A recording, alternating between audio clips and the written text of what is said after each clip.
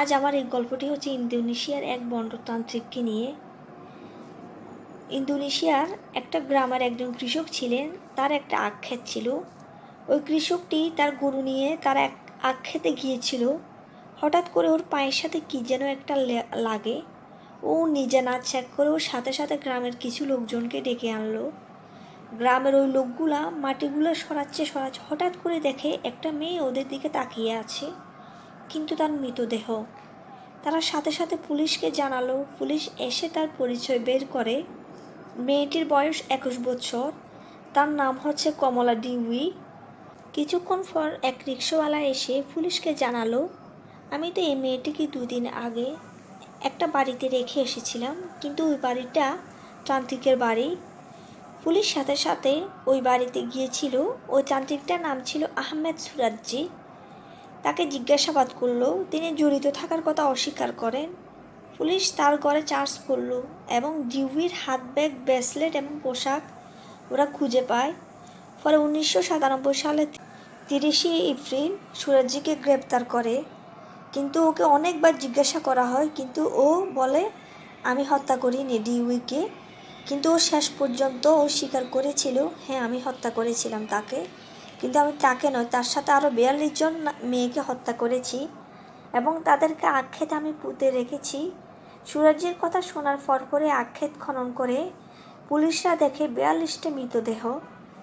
এবং তিনি পুলিশকে এও বলেছিলেন, আমি এই কাজ শুরু করেছিলাম 1986 সালে একটি স্বপ্ন দেখার পর, যেখানে আমার মৃত পিতা আমাকে বলেছিল 72 জন মৃত যুবতীর লালা পান করলে তুমি একটা রহস্যময় নিরাময়কারী হতে পারো। সুরাজ্জি ভেবেছিলেন প্রাকৃতিক কারণে মারা যাওয়া 72 জন মহিলার মুখোমুখি হতে তার খুব বেশি সময় লাগবে। যে বাবা সে একজন তান্ত্রিক ছিলেন।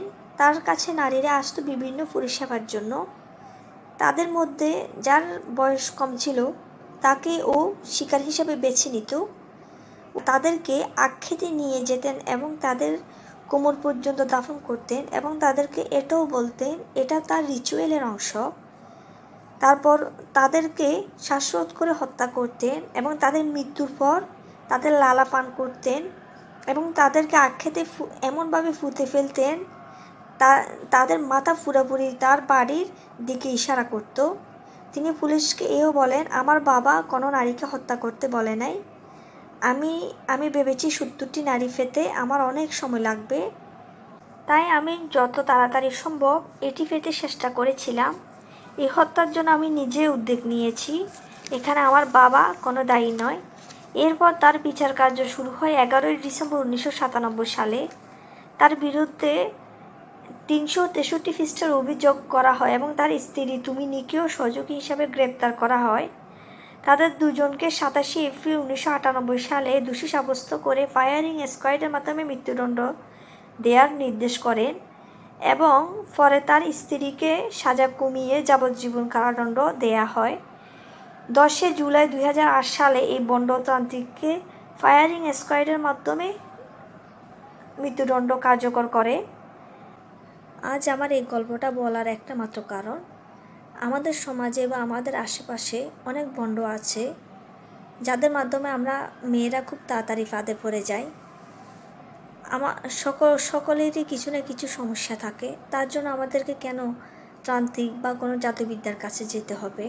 আর সকলের উদ্দেশ্য বলছি, যারা এই তন্ত্রমন্ত্রের কাছে যাবেন বা কোনো জাদুবিদ্যার কাছে যাবেন, যদি কোনো কারণে ওদের ভিতরে কোনো রহস্যজনক কিছু দেখেন, সাথে সাথে পুলিশকে জানাবেন এবং নিজেও বাঁচবেন, অন্যদেরকেও বাঁচাতে পারবেন। এদের থেকে সবসময় দূরে থাকুন।